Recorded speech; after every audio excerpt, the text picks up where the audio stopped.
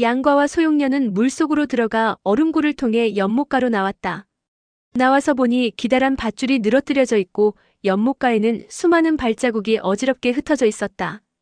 타나가 남은 모닥불에는 아직 불씨가 남아 있었다. 누군가 우리를 찾아왔었나 봐요. 연못에도 들어갔던 모양인데요. 연못가를 한 바퀴 둘러보던 양과는 아름드리 커다란 나무에 새겨진 글씨를 발견했다. 1등, 백통, 영고, 약사, 용, 영, 무쌍이 양과를 찾으러 왔다가 만나지 못해 할 수 없이 돌아감. 그걸 보고 양과는 고마운 마음에 가슴이 뜨거워졌다. 아직 나를 잊지 않고 있었구나. 양과가 밧줄을 힘껏 당겨보니 위쪽에 단단하게 묶여있는 듯 했다. 내가 먼저 올라갈게요. 아직 금융국사가 위에 있을지도 몰라요. 그러다 문득 미소를 지으며 소용녀를 돌아보았다. 생각해보니 금융국사를 걱정할 필요는 없겠어요. 1등 대사와 황도주 그리고 노안동이 여기 왔다면 금융국사는 이미 도망가고 없겠죠. 그런데 당신 무공은 여전한가요? 혹시라도 독을 치료하다가 무공을 잃거나 한 건 아니죠? 만약 못 올라가겠으면 내가 업고 갈게요. 그 말에 소용녀는 미소를 지으며 고개를 저었다. 16년 동안 진보는 없었지만 전에 배운 무공은 그대로 남아있어요. 그러자 양과가 마주 웃어 보이고는 왼손을 들어 밧줄을 잡았다. 힘을 주는가 싶더니 그의 몸은 어느새 5장이나 올라갔다. 소용녀도 그 뒤를 따라 올라갔다. 그렇게 두 사람은 금방 계곡을 벗어날 수 있었다. 나란히 단장의 앞에 선 두 사람은 과거 소용녀가 절벽에 새겨놓은 글자를 바라보았다. 격세지감이 느껴지는 듯 서로 마주보고 웃었다. 그간의 안타까움은 모두 사라지고 벅찬 기쁨이 가슴을 채웠다. 양과는 16년 전에 그랬듯이 용녀화를 꺾어 소용녀의 귀에 꽂아주었다. 그 모습이 예전 그대로 아름다워 보였다. 한편 양양성에서는 황약사가 만든 28숙대진으로 몽골군과 싸워 곽양을 구출할 계획을 준비하고 있었다. 곽정의 요청으로 안무사 여문화는 군사들에게 황약사의 지휘를 따르도록 해놓았다. 영웅대연에 참석한 무리민들 중 반 정도는 돌아갔지만 성에 남은 고수들도 상당히 많았다. 황약사는 무림의 고수들과 군사들을 모아놓고 소리 높여 지시했다. 오랑캐들이 만인대 네 부대를 동원해 망루를 둘러싸고 있다. 우리가 그보다 더 많은 수로 몰려간다면 설사 그들을 이긴다고 하더라도 뭐 그리 대단하겠는가? 그래서 우리도 4만 명만 움직일 것이다. 그러면서 힘차게 단상 위로 뛰어올랐다. 28숙대지는 오행의 방위로 나뉜다. 장수와 병사들은 모두 귀를 세우고 황약사의 설명을 들었다. 이지는 변화가 매우 복잡해 한번 듣고 알 수는 없을 것이다. 그러니 오늘은 오행의 변화에 익숙한 무학고수가 지휘를 할 것이다. 장수들은 이 호령에 맞추어 병사들을 이끌어라. 중군의 황능옥이는 토에 속하는 부대로 곽정이 8천을 이끈다. 의들은 중앙을 교란하여 곽양을 구해낸다. 직접 전투에 참여할 필요는 없으니 군사들은 흙을 짊어지고 가서 망루 아래에서 불을 끈 후 망루를 부수고 곽양을 구해낸다. 남군의 달릉 3기는 화에 속하는 부대로 1등 대사가 8천을 이끌 것이다. 북군의 현능 7기는 수에 속하는 부대로 황용이 8천을 이끌 것이다. 동군의 청능구기는 목에 속하는 부대로 나 동사 황약사가 8천을 이끈다. 황약사는 잠시 말을 멈추고 주위를 둘러보았다. 그리고 서군은 전진교 교주 송도안이 맡는다. 황약사가 마지막으로 서군을 배치하자 사람들이 웅성거리기 시작했다. 서군이 다른 부대에 비해 크게 뒤처진 것 같아서였다. 그때 갑자기 누군가 외치는 소리가 들렸다. 황노사, 왜 날 무시하는 것이오? 고개를 돌려보니 노안동 주백통이 눈을 부릅뜨고 있었다. 주형은 아직 부상 중인 몸이잖소. 그 몸으로 뭘 하겠다는 것이오? 물론 가장 어려운 서군을 원래는 주형에게 맡기려고 생각했수만 주형의 부상이 심해 어쩔 수 없이 송도안에게 맡기기로 한 것이오. 그러자 주백통이 앞으로 나서며 말했다. 잘 생각했소. 그럼 내가 서군을 맡으면 되겠군. 겨우 요만한 상처로 날 떼어놓는 게 말이나 되는 것이오? 도안아, 네가 나와 이 자리를 놓고 다툴 생각이더냐? 그 말에 송도안이 어찌 감히 그러겠냐며 허리를 굽혀 절하고 뒤로 물러났다. 주백통은 당연하다는 듯 고개를 끄덕이고는 송도안이 받은 영전을 건네받았다. 황약사는 어쩔 수 없다는 듯 한숨을 쉬었다. 그럼 주형은 조심해야 하오. 군사들의 배치를 대략 끝낸 황약사는 각자 무기고로 가서 자신에게 맞는 무기를 골라 무장하도록 했다. 그리고 연기를 휘둘러 4만의 군사를 동서남북 그리고 중앙으로 나누었다. 과거 운대 28장이 하늘의 뜻에 따라 한나라 광무제의 부흥을 도왔다. 우리 28숙대지는 광무제의 위세에는 미치지 못하나 적을 물리쳐 나라를 지키고자 하는 뜻이 있다. 제군들은 각자 장수의 명령에 따라 몽골군과 후회 없이 싸워야 할 것이다. 그 말에 모든 군사가 입을 모아 함성으로 답했다. 우레와도 같은 함성에 땅이 진동하는 듯 했다. 이어지는 포성의 사대문이 활짝 열리고 5개로 나눈 부대가 정렬의 문을 나섰다. 동군은 기다란 나무 막대를 들고 망루의 동쪽을 공격했다. 황약사의 지휘를 받는 동군은 오행팔귀에 따라 유기적으로 움직이며 순식간에 망루 동쪽을 봉쇄하고 있었다. 서군은 전진교가 주력이어서 7명이 청강 북두진으로 한 조를 만들고 그 한 조가 다시 7조가 모여 대진을 이루었다. 49명씩 무리를 만들어 좌우에서 협공하니 이들을 상대하는 몽골군은 어찌 막아야 할지 정신이 없어 그저 화살만 날려댔다. 그 순간 북군의 함성이 들리는 듯 하더니 어느새 황용과 개방 제자들이 수룡에서 채취한 독즙을 몽골군을 향해 뿌리며 나타났다. 이 독즙이 몸에 묻으면 그 자리가 욱신거리다 기포가 생기고 살이 썩어 들어갔다. 몽골군은 독즙 공격을 견디지 못하고 남쪽으로 후퇴했다. 그러나 남쪽에는 이미 남군이 피워올린 연기가 주위를 채우고 있었다. 1등 대사가 이끄는 8,000명의 군사가 화공을 시작한 것이었다. 남군은 불을 붙일 수 있는 것은 뭐든 철통에 넣고 몽골군을 향해 뿜어댔다. 28숙대진을 이룬 송군의 기세는 실로 매서웠다. 어느새 전세는 기울어 몽골군은 여기저기서 공격을 당해 중앙으로 밀려났다. 곽정은 군사 8,000을 이끌고 천천히 앞으로 나아갔다. 중앙의 군대는 이미 혼란에 빠져 우왕좌왕하는 몽골군을 뚫고 망루를 향해 내달렸다. 그때 갑자기 망루에서 날카로운 호각 소리가 들렸다. 그러자 사방팔방에서 우렁찬 함성이 터져나왔고 동시에 땅속에 숨어있던 군사 수만 명이 튀어나왔다. 몽골의 원수 역시 용병에 능했던 자였기에 그는 망루 주위의 만인대 외에도 구덩이를 파고 몇만의 군사를 따로 매복시켜 놓은 것이었다. 이렇게 되자 폐색이 짙던 몽골군 사이에 생기가 돌았다. 그렇게 전황은 순식간에 변하여 송군과 몽골군의 싸움은 한치 앞도 내다볼 수 없는 혼전이 되었다. 망루 옆을 지키던 군사들은 계속 화살을 쏘아댔고 곽정이 이끄는 중군은 여러 차례 방어를 뚫어보려 했지만 쉴 새 없이 쏟아지는 화살에 밀리고 있었다. 그렇게 반시즌을 싸웠지만 승패가 날 기미는 보이지 않았다. 그러자 황약사가 청기를 흔들어 동군을 남쪽으로 서군을 북쪽으로 배치하면서 진세에 변화를 주었다. 28숙대진이 오행의 이치에 따라 변화무쌍하게 바뀌면서 적의 빈틈을 공략하자 수적으로 우세한 몽골군도 쉽게 막아내지 못했다. 또 반시즌쯤 지났을 때 황약사가 진을 역행하라고 소리쳤다. 황약사는 장수를 중심으로 4만의 군대를 일사불란하게 움직였다.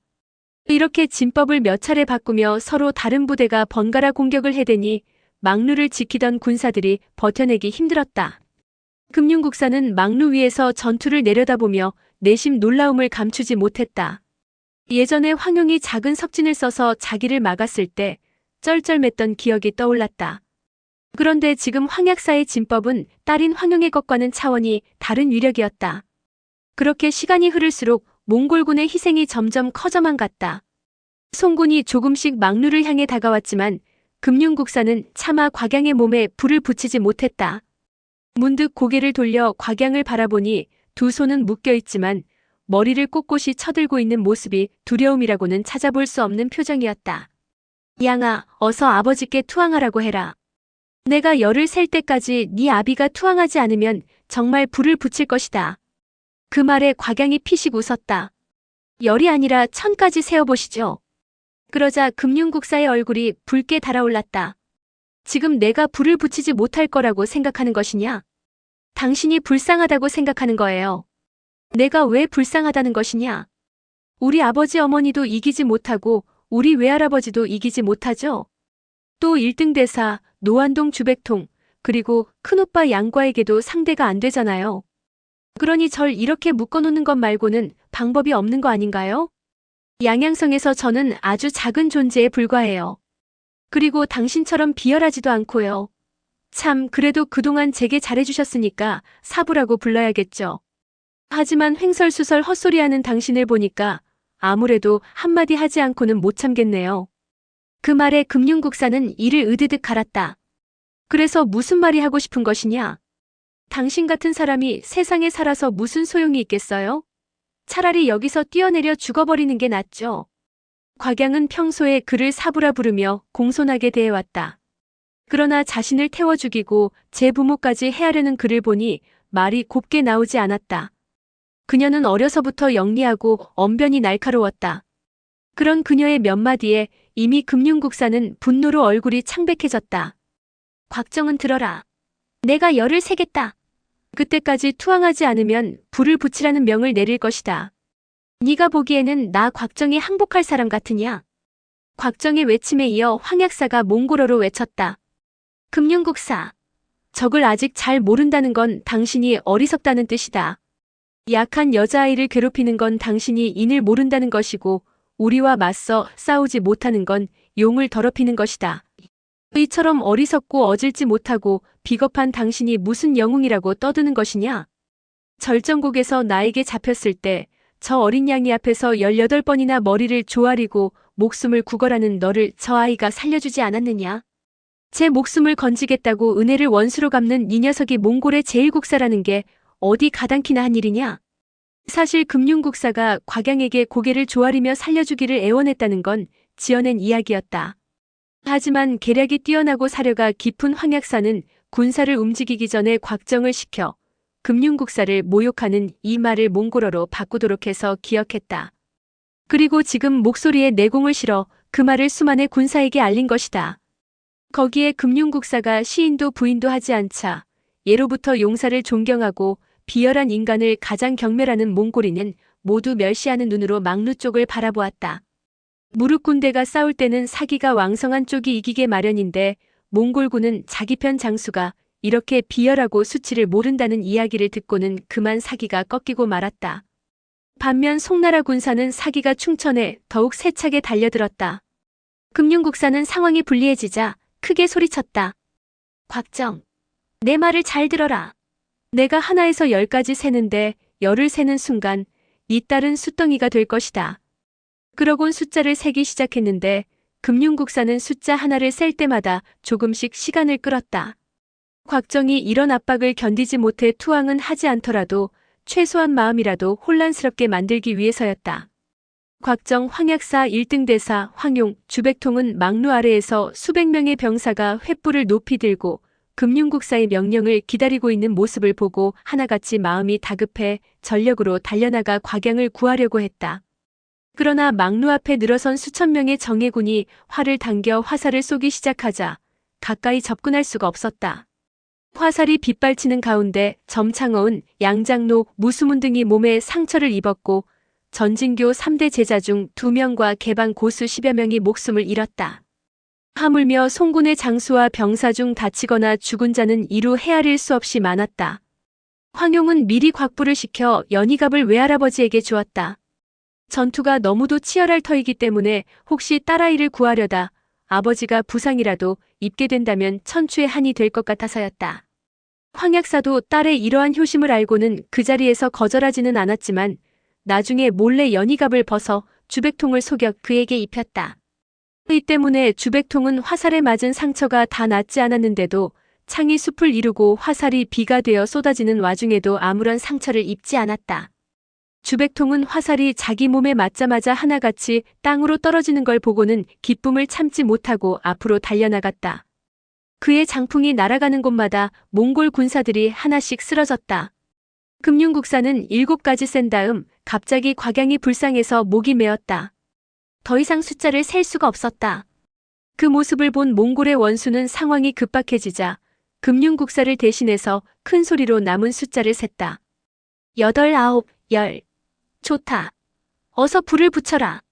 그러자 순식간에 막루 곁에 쌓아둔 장작과 집단에 불이 붙고 불꽃과 연기가 치솟았다.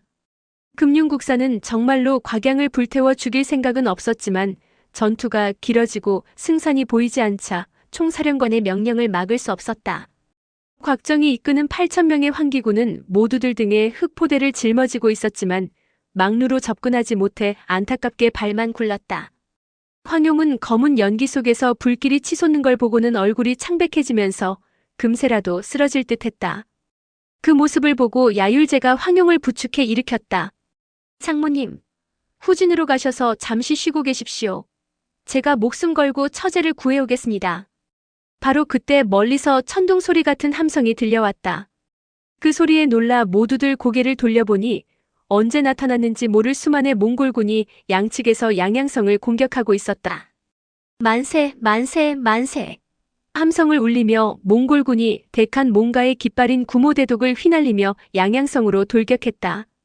데칸이 직접 지휘하는 몽골의 정예군이 어느새 양양성을 포위하고 있었다.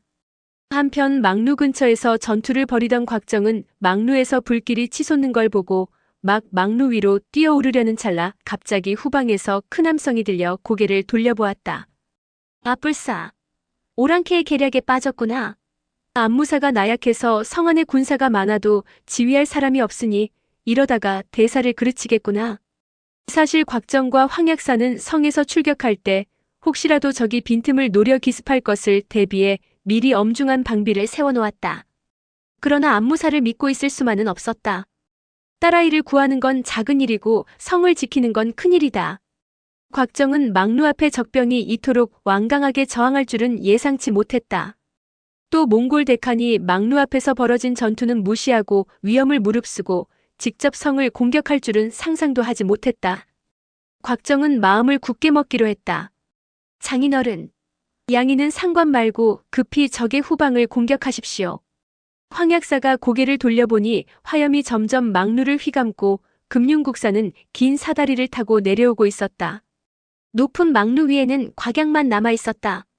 그 모습을 보고 황약사는 순간 눈물이 핑 돌았다. 그라고 해서 어찌 이래 경중을 모르겠는가?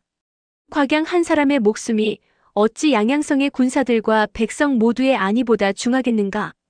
어쩔 수 없지. 황약사는 고개를 떨구며 길게 한숨을 쉬었다. 그러고는 기수에게 청기를 휘두르게 하여 군대를 남쪽으로 돌렸다. 곽양은 높은 막루 위에 묶인 채 부모와 외할아버지가 돌아가는 모습을 지켜봤다. 그리고 시커먼 연기와 뜨거운 불길이 기둥을 타고 올라오는 모습을 보며 자신이 곧 불길에 휩싸여 죽을 것이란 걸 직감했다. 그녀는 처음에는 어찌할 바를 몰랐지만 막상 죽음이 코앞에 닥치자 오히려 마음이 평온해져 고개를 들어 멀리 북쪽을 바라보았다. 눈앞에 그림처럼 아름다운 푸른 강산이 펼쳐졌다.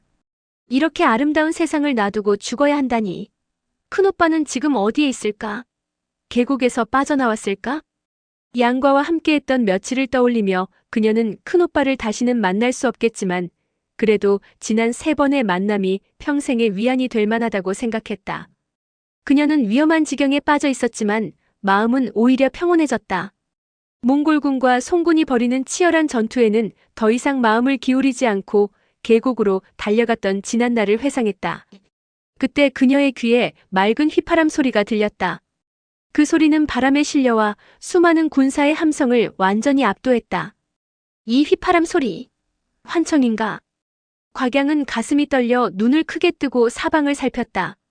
이 소리는 그때 양과가 맹수들을 꼼짝 못하게 만든 그 휘파람 소리가 틀림없었다. 휘파람 소리가 나는 쪽을 바라보니 서북 쪽의 몽골군이 나뒹굴며 양쪽으로 갈라지고 있었다. 그 위에 두 사람이 칼과 창의 숲을 뚫고 마치 큰 배가 물결을 가르듯 달려오는 모습이 보였다. 그 두 사람 앞에서는 커다란 새 한 마리가 두 날개를 펼쳐 거센 바람을 일으키며 날아오는 화살을 모두 떨어뜨렸다. 이 커다란 새는 바로 양과의 신조였다. 곽양은 반색을 하며 그 두 사람을 응시했다. 왼쪽 사람은 푸른 관의 황포를 입은 양과였고 오른쪽에 있는 사람은 흰옷을 펄럭이는 미모의 여자였다. 두 사람은 모두 장검을 들고 춤추듯 하얀 검광을 펼치며 신조의 뒤를 따라 막루로 달려왔다. 그 모습을 보며 곽양이 소리쳤다. 큰오빠, 그분이 바로 소용녀인가요? 양과 옆에 있는 사람은 바로 소용녀였다. 그러나 워낙 멀리 떨어져 있었기 때문에 양과는 곽양의 말을 듣지 못했다. 신조가 앞장서서 두 날개로 바람을 일으키며 길을 열자 날아오던 화살들이 모두 빗나갔다. 홍몸에 맞는 화살이 있더라도 이미 힘을 잃었기에 몸에 맞아도 그냥 떨어질 뿐이었다. 그러지 않았다면 신조가 아무리 쇠처럼 단단한 날개를 가진 영물이라고 해도 피와 살로 이루어진 몸이 어찌 화살을 맞고 상처를 입지 않았겠는가. 몽골군들은 신조가 용맹하게 달려드는 걸 보고는 말을 달려 창으로 찌르려고 했지만 양과와 소용녀의 장검에 막혀 말에서 굴러떨어졌다. 두 사람과 새 한 마리는 서로를 보호하며 순식간에 망루 앞에 이르렀다. 양과가 외쳤다. 양아, 겁낼 것 없다. 내가 구해주마. 양과는 망루를 떠받치는 기둥이 이미 반 이상 불길에 휩싸인 걸 보고는 몸을 날려 사다리 위로 올라갔다. 그렇게 몇 장을 오르는데 갑자기 한 줄기 장풍이 머리를 내리눌렀다. 바로 금융국사가 장풍으로 습격한 것이었다. 양과는 검을 허리에 꽂고 그 역시 장풍으로 맞섰다. 펑 하는 소리와 함께 두 줄기에 강한 힘이 부딪히고 두 사람은 동시에 휘청거렸다. 그 충격의 여파로 사다리가 거의 끊어질 것처럼 흔들렸다. 두 사람은 모두 놀라며 속으로 상대방의 실력에 감탄했다. 16년 동안 만나지 못하는 사이에 공력이 이렇게 늘었다니. 양과는 급박한 상황이라 계속 장력으로 맞설 시간이 없음을 알고 바로 장검을 뽑았다. 종아리를 노리는가 하면 다시 발바닥을 베어가니 금륜국사는 양과보다 위에 있었지만 거리가 너무 가까워 금륜을 꺼내지 못하고 어쩔 수 없이 다시 망루 위로 급히 올라갔다. 올라가는 그의 등을 향해 양과가 검을 내질렀으나 금륜국사는 마치 등 뒤에 눈이라도 달린 것처럼 금륜을 내밀어 막아냈다. 그의 놀라운 무공에 양과는 저도 모르게 갈채를 보냈다. 대머리 도적놈이 대단하구나. 금륜국사는 망루 위에 올라서자마자 손에 들고 있던 금륜을 휘둘렀다. 그러자 양과는 고개를 살짝 숙여 금륜을 피하면서 동시에 검을 내질렀다. 금륜국사는 금륜을 들어 가로막으면서 왼손의 을륜으로 양과의 검을 부러뜨리려 했다. 그 순간 양과 역시 검의 내공을 주입하여 쌍륜을 부수려 했다. 양과가 검에 막대한 내공을 실어 공격하자 금륜국사 역시 쌍륜의 용상반야공에 막강한 내공을 주입했다. 그렇게 장검과 쌍륜이 충돌하자 천둥이 치는 듯한 굉음과 함께 양과의 장검은 산산조각이 났고 쌍륜도 금륜국사의 손을 빠져나가 망루 밑으로 떨어져 3명의 몽골 궁수를 직사시켰다. 양과는 적잖이 놀랐다.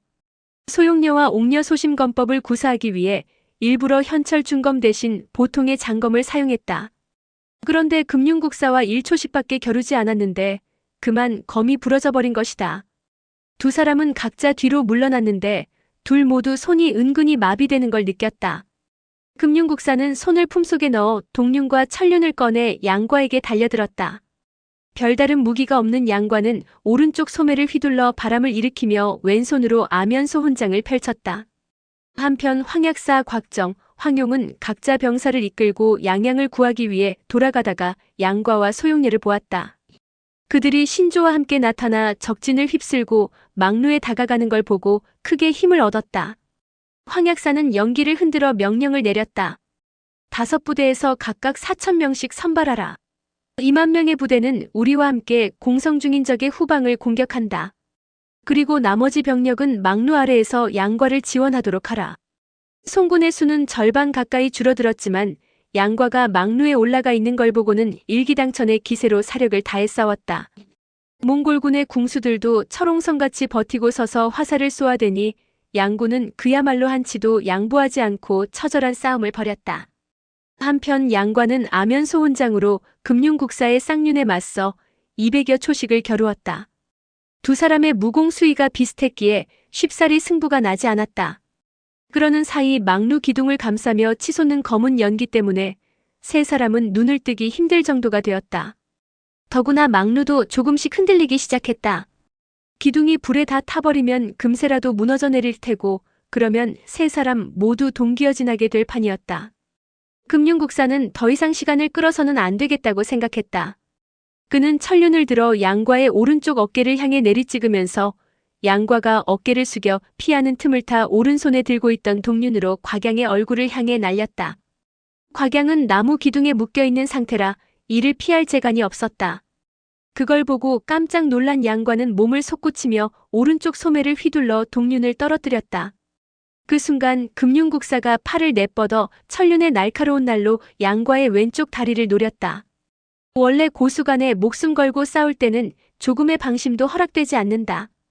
그런 상황에서 양과가 곽양을 구하기 위해 몸을 날리니 자연히 그의 허점이 드러나고 말았다. 양과는 허공에 뜬 상태로 오른쪽 발로 상대의 손목을 걷어차려고 했다. 그러나 금융국사가 천륜을 비스듬히 뒤집자 양과는 더 이상 피할 방법이 없었다. 다음 순간 천륜의 날카로운 날이 양과의 종아리를 베었고 상처에서는 피가 샘솟듯 쏟아졌다. 그 모습을 보고 곽양이 외마디 비명을 질렀다. 금융국사는 기회를 놓치지 않고 쌍륜을 뻗어 곽양의 상단과 하단을 동시에 공격했다. 금융국사는 비록 양과에게 부상을 입히기는 했지만 짧은 시간에 제압하기는 어렵다는 사실을 알고 다시 곽양을 공격하는 척했다. 양과가 곽양을 구하려고 다시 몸을 움직이면 그 허점을 노리기 위해서였다. 그 모습을 보고 곽양이 소리쳤다. 큰오빠, 나는 상관하지 말아요. 저 땡중을 죽여서 제 원수를 갚아주면 돼요. 소용녀는 신조와 함께 망루 밑을 지키면서 주백통과 더불어 몽골군 궁수들이 곽양을 노리지 못하도록 몰아내고 있었다. 그러나 온 정신은 양과의 안위에 쏠려 있었다. 검을 휘둘러 적을 죽이면서도 수시로 눈을 돌려 망루 위를 바라보았다. 그러다가 양과의 옷이 피로 물드는 걸 보고는 가슴이 덜컥 내려앉았다. 그러나 이미 나무 사다리가 불에 타서 끊어진 후라 망루 위로 올라가 도와줄 수도 없었다. 그녀는 망연자실하여 칼을 휘둘러 적을 베면서도 이미 제정신이 아니었다.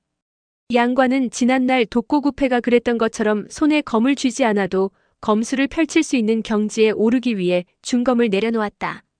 그 후 강호에서 큰 위기를 맞닥뜨릴 때마다 아면소훈장을 사용해 여러 번 강적을 물리쳤다. 하지만 소용녀와 재회한 후 양과의 마음은 기쁨으로 충만했기에 아면소훈장의 위력이 제대로 발휘되지 못했다. 상승의 무공일수록 심신합일이 중요한데 아면소훈장의 내공과 초식은 모두 암담하고 슬픈 감정에서 만들었고 운영 역시 그런 감정에 기반하여 사용되었다. 그러니 지금 양과의 마음가짐으로는 그저 아면소훈장의 초식만 흉내낼 뿐 제대로 된 내공 운영이 받쳐주지 못하고 있었다. 그저 기본적으로 내공이 심오했기에 남들이 볼 때 상승 무공의 위력을 바라는 것처럼 보일 뿐 금융국사 정도의 절세 고수에게는 한계가 뚜렷했다. 한편 양과가 망루 위에서 맨손으로 싸우다가 다리에 부상을 입는 모습을 곽정 등도 모두 보았지만 거리가 너무 멀어서 도와줄 수가 없었다. 그때 황용의 머리에 번뜩하고 스치는 생각이 있었다. 그녀는 야율제의 장검을 빼앗아 곽정에게 던져주며 말했다. 과에게 활로 쏘아주세요. 그 말에 곽정은 장검을 받아들고 철퇴경궁 2개를 겹쳐 검자루를 활시 위에 올렸다. 그러고는 왼손으로 2개의 활을 받치고 오른손으로 활시 위를 반월처럼 당겼다 놓으면서 소리쳤다. 과야, 이 검을 바꿔라. 바람소리와 함께 장검은 흰빛을 번뜩이며 허공을 갈랐다. 장검은 양과의 등 뒤로 날아갔다. 양과는 오른손 소매를 한번 말아 검신을 감았다. 때마침 금융국사의 쌍륜이 날아들자 양과는 왼손으로 장검을 잡고 쌍륜의 사이를 파고들었다. 그러나 금융국사의 쌍륜이 조여지니 장검이 또 부러져 버렸다. 모두들 이 광경을 보고 대경실색했다. 양과는 오늘 자신의 천운이 다하여 곽양을 구하기는커녕 자기 목숨도 이 망루 위에서 잃게 되었다고 생각했다. 그러자 알 수 없는 슬픔과 아쉬움이 밀려왔다. 양과는 문득 소용녀를 내려다보았는데 그 눈빛이 실로 처연했다. 용아, 몸 조심해야 해. 바로 그때 금융국사의 천륜이 양과의 이마를 향해 날아들었다. 양과는 만사를 체념한 채 소매를 휘두르며 되는 대로 일장을 날렸다. 그런데 그 공격이 그대로 금융국사의 어깨에 명중했다. 그 모습을 보고 망루 밑에서 주백통이 소리를 질렀다. 탄이대수가 아주 제대로 들어갔구나. 그 소리에 양과는 순간 머릿속이 멍해졌다가 바로 깨달았다. 자신이 죽을 것임을 알고 멍한 상태에서 무의식 중에 뻗은 일장이 바로 아면소훈장의 탄이대수였던 것이다. 소용녀와 재회한 이래 양과의 아면소훈장은 그 위력을 잃었었는데 지금 이 순간 생사가 백척간두에 이르자 다시 소용녀와 영원한 이별을 해야 한다는 슬픔이 북받쳤고 애통한 마음이 극에 달했다. 그러자 자신도 모르는 사이에 아면소원장의 진정한 위력이 되살아난 것이다. 금융국사는 승리를 손에 거머쥘 뻔한 순간 갑자기 어깨에 양과의 일장을 맞자 깜짝 놀랐다. 곧 그는 가슴에 극심한 통증을 느끼며 몸이 휘청거렸다. 양과는 이 기회를 놓치지 않고 아면소원장의 초식을 연결하며 공세를 퍼부었다. 결국 금융국사는 가슴에 치명상을 입고 외마디 비명을 지르며 입에서 울컥 피를 쏟아내고는 망루 위에 쓰러졌다. 이 모습을 보고 송군과 몽골군은 이구동성으로 소리를 질렀다. 송군 쪽은 환호성을 질렀고 몽골군 쪽은 놀라움의 비명을 질렀다. 이제 망루는 심하게 흔들려 금방이라도 무너질 듯했다. 묶여있는 곽양의 목숨은 보전하기 어려워 보였다. 그 순간 남은 힘을 짜낸 금융국사는 그대로 몸을 날려 천륜으로 밧줄을 끊고는 곽양을 품에 안았다. 한 번만 더 사부라고 불러다오. 곽양은 금융국사의 뺨을 타고 눈물이 흐르는 걸 보고 큰 소리로 사부라고 말했다. 그러자 금융국사가 입가에 미소를 지으며 양과에게 소리쳤다. 양과야, 받아라. 양과는 금융국사가 곽양을 구해서 던지자 오른쪽 소매로 감싸면서 왼팔로 받아안았다. 그러고는 신조를 향해 휘파람을 불었다. 그러자 신조가 두 날개를 펼치며 뛰어올랐다. 신조는 몸이 무거워 날 수는 없었지만 이 한 번의 도약으로 몇 사람의 키 높이만큼이나 뛰어올랐다. 양과와 곽양은 사뿐히 신조의 등에 올라탔다. 그 순간 불길과 연기가 치솟고 거대한 소리를 내며 망루가 무너졌다. 신조는 공중에 뜬 상태로 두 날개를 펼쳤지만 체중을 버틸 수가 없었다. 게다가 양과와 곽양이 등에 내려앉자 빠른 속도로 땅에 떨어졌고 두 다리가 땅에 닿는 순간 휘청하며 쓰러졌다. 양과는 곽양을 들어 가볍게 던지며 조심하라고 외쳤다. 곽양은 공중에서 비연회상을 펼치며 사뿐히 땅에 내려섰다. 황용은 딸이 위험에서 벗어난 걸 보았지만 그 순간 또다시 비명을 지르지 않을 수 없었다. 빨리 피해. 공중에서 불길에 휩싸인 기둥이 검은 연기를 뿜으며 곽양의 머리 위로 무너지고 있었던 것이다. 그걸 보고 놀란 곽양은 다리에 힘이 풀리면서 그 자리에 쓰러졌다. 황용은 몸을 날려 딸을 구하고 싶었지만 거리가 먼 데다 몽골 정예병이 가로막고 있어 어찌할 수가 없었다. 딸을 끔찍이 사랑하는 황용은 머리가 아득해지면서 정신을 잃었다. 곽양은 일어서려고 했지만 쏟아진 불기둥의 불꽃이 이미 머리를 덮치는 것 같고 전신의 뜨거운 불길이 느껴져 움직일 수가 없었다. 결국 곽양은 눈을 감고 죽음을 기다렸다. 그 순간 펑 하는 소리와 함께 한 사람이 곽양 곁에 떨어졌다. 곽양이 눈을 떠보니 금융국사가 망루에서 뛰어내린 것이었다. 그는 한쪽 무릎을 꿇은 채로 불기둥을 받치고 용상반야공을 사용해 기둥을 날려보내려 했다. 불기둥이 육중하기는 했지만 금융국사가 마지막 생명의 불꽃을 태운 용상반야공의 힘은 실로 엄청났다. 죽음을 코앞에 둔 금융국사가 마지막 남은 힘을 전부 쏟아내자 그 불붙은 나무 기둥은 마치 한 마리의 화룡처럼 창공을 가로지르며 날아갔다.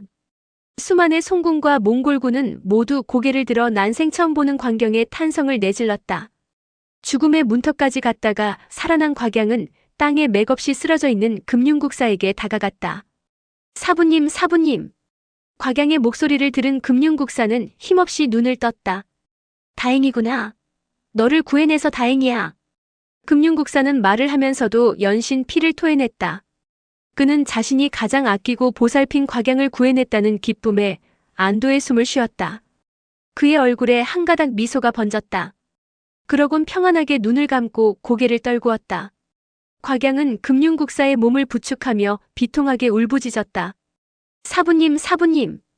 양과는 금융국사가 목숨을 버려가며 곽양을 구하는 걸 보고 존경심이 들어 그의 시신을 향해 고개를 숙였다. 그때 몽골군 진영에 빈틈이 생겼다. 그들은 쏟아지는 불기둥을 피해 우왕좌왕하며 흩어졌다. 양과는 그 틈을 놓치지 않고 곽양을 부축해서 그 속으로 뛰어들었다. 황용은 사랑하는 딸이 죽음의 위험에서 벗어난 것을 보고 기쁨을 감출 수 없었다. 그리고 양과와 금융국사에게 말로 표현할 수 없는 감사의 마음을 느꼈다. 그는 무사히 돌아온 딸을 일으켜 품에 꼭 안았다. 망루 밑에 있던 몽골군은 망루가 무너진 걸 보고 우왕좌왕하다가 송군의 5갈래 공격을 받고는 모두 흩어졌다. 곽정은 팔을 높이 들어 군사들을 독려했다. 양양을 구하라. 오랑캐 대칸을 죽이러 가자. 송군은 함성으로 화답하며 방향을 돌려 성벽을 오르는 몽골군을 향해 공격해갔다. 황용은 양과에게 곽양을 부탁한 다음 흑기군을 이끌고 부친과 남편을 따라 양양성 쪽으로 달려갔다. 소용녀는 치맛단을 찢어 떨리는 손으로 양과의 상처를 싸매주면서 끝내 아무런 말도 하지 못했다. 오히려 양과가 웃으며 그녀를 위로했다.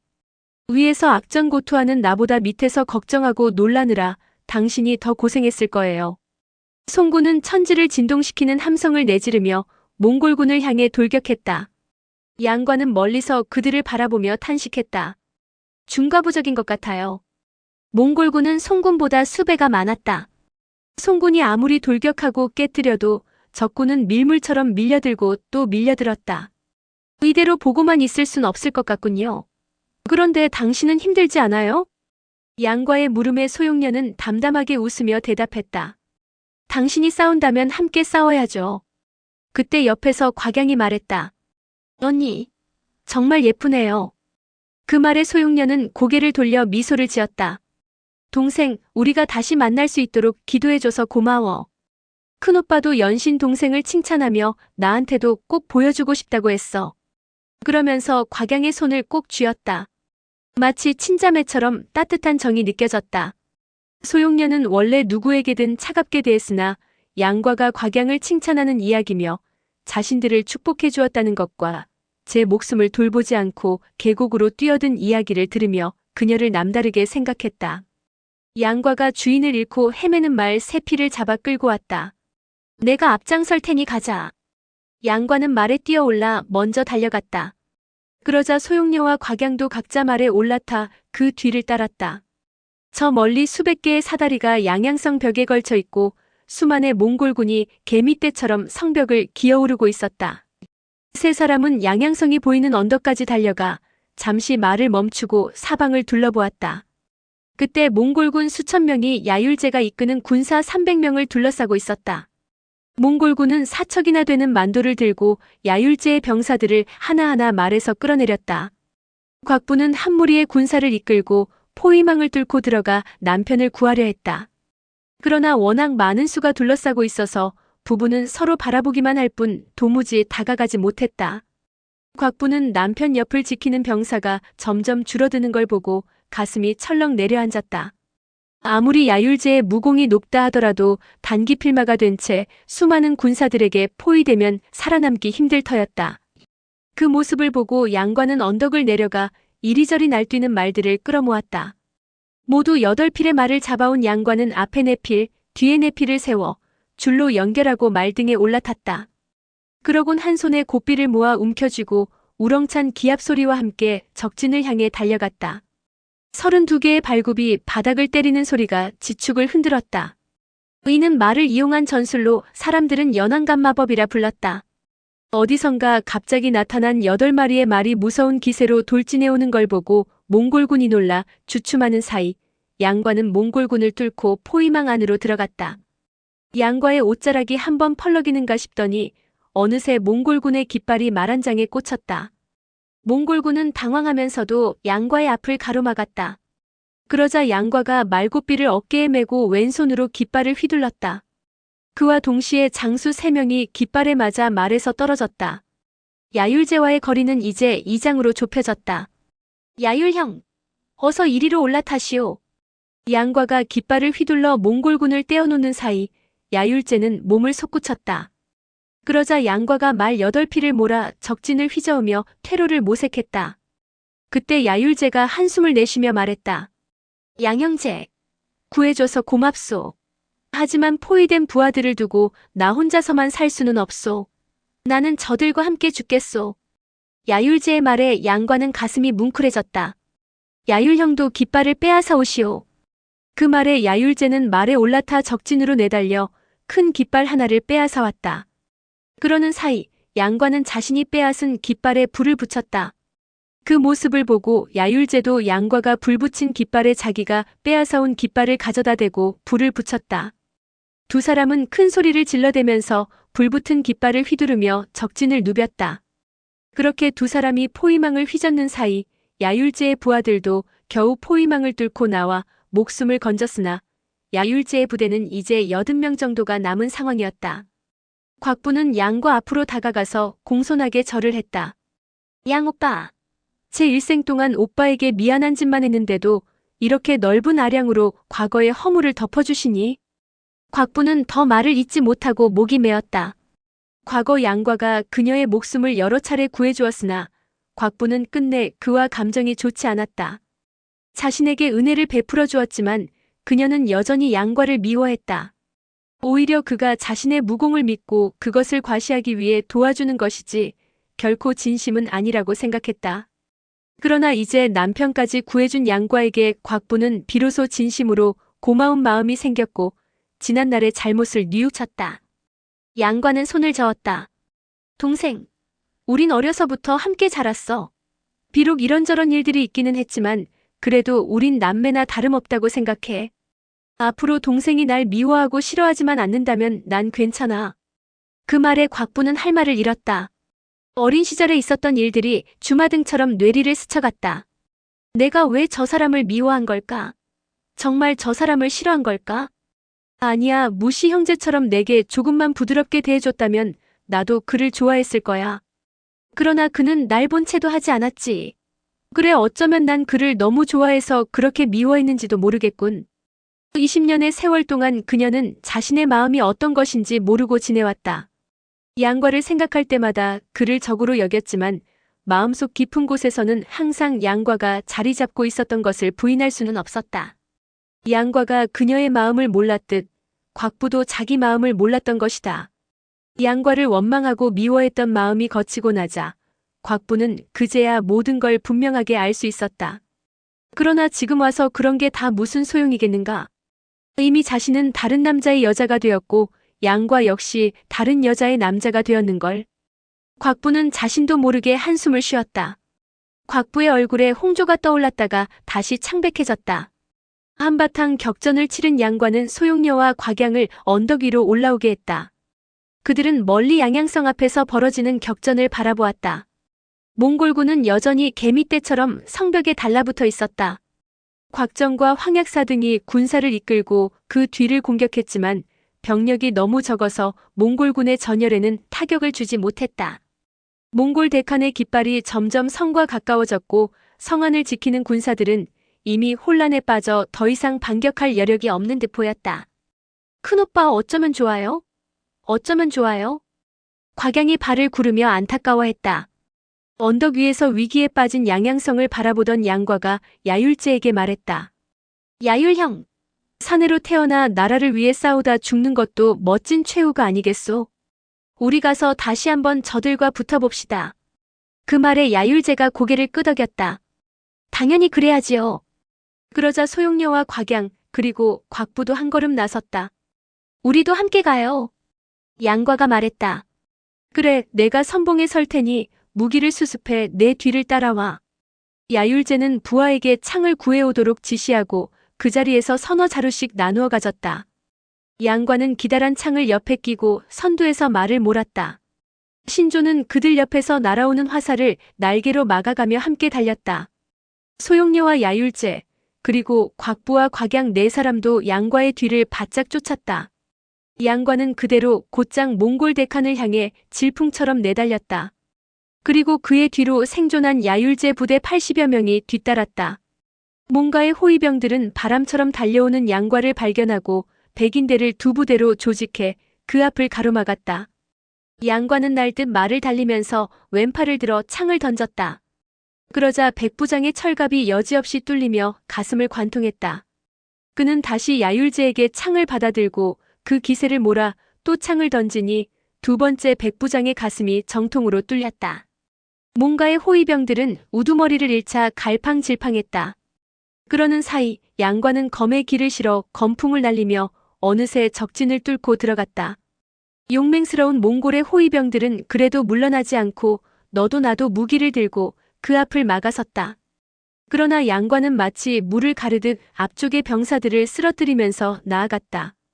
심오한 내공을 실어 던진 창의 위력은 암석이라 할지라도 능히 뚫을 수 있을 정도로 강했다. 하물며 사람의 몸뚱이 정도야 말할 나위도 없었다. 양과의 창은 모두 투구를 쓰고 갑옷을 두른 장수들을 향해 여지없이 날아갔다. 17개의 창을 던진 그의 뒤로는 몽골의 용맹한 장수 17명의 시체가 널브러져 있었다.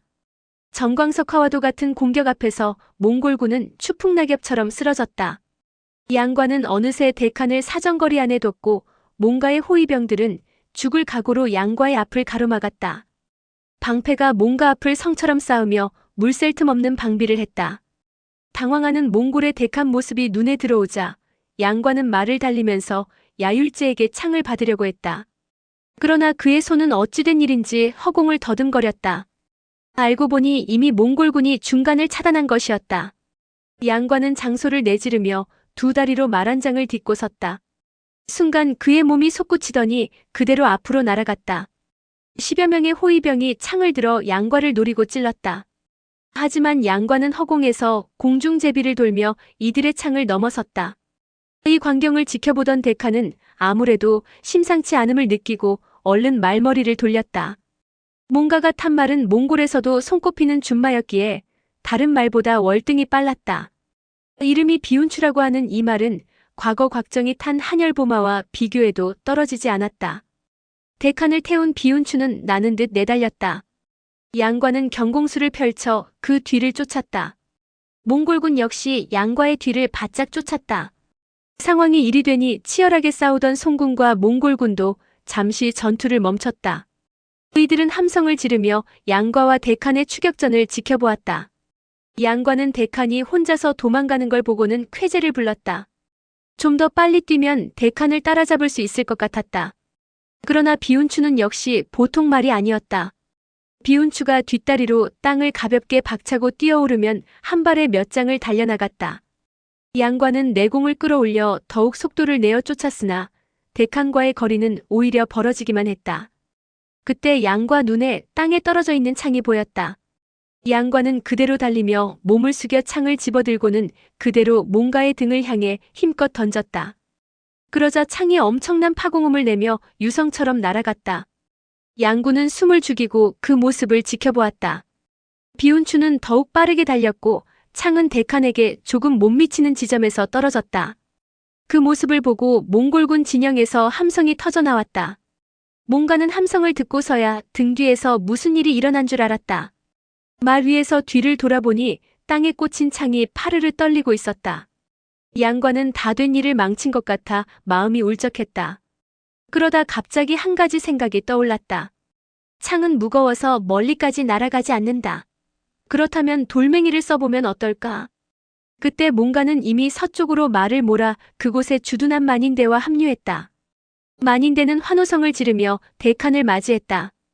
양과는 돌멩이 2개를 주워 힘껏 던졌다.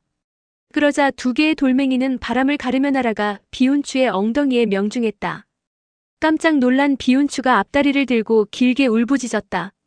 보통 사람이었다면 이런 상황에서 낙마하기 일쑤였지만 몽가는 어려서부터 궁술과 기마술을 익혔고 조부인 태무친과 부친인 타르를 따라 여러 차례 출정한 적 있는 전사였다. 그는 당황하지 않고 2다리로 비운추의 배를 힘껏 감싸고 활을 들어 몸을 돌리고는 양과를 겨냥해 화살을 쏘았다. 양과는 고개를 숙여 화살을 피하면서 왼손에 주먹만한 돌멩이를 주워들었다. 그러고는 몸을 일으키면서 힘차게 돌멩이를 내던졌다. 이 돌은 바로 몽가의 등에 정확하게 명중했다. 비록 몽가가 갑옷을 입고 있기는 했지만 양과의 내공이 실린 돌멩이의 위력은 내공이 없는 보통 사람이 견뎌낼 수 있는 게 아니었다. 결국 돌에 맞은 몽가는 내장이 파열되고 뼈가 부서졌다. 비명을 지르며 말에서 떨어진 몽가는 그대로 숨을 거두고 말았다. 몽골군은 대칸이 말에서 떨어지는 걸 보고는 놀라서 우르르 몰려들었다. 이 모습을 본 곽정은 전령을 보내 이 기회를 이용해 대거 공격할 것을 명령했다. 그러자 성 안에 있던 송군이 밀물처럼 쏟아져 나왔다. 곽정, 황약사, 황용은 군사를 이끌고 혼란한 적진을 누비고 다녔다. 대칸을 잃은 몽골군은 완전히 전의를 상실해 우왕좌왕할 뿐 대항하는 군사가 없었다.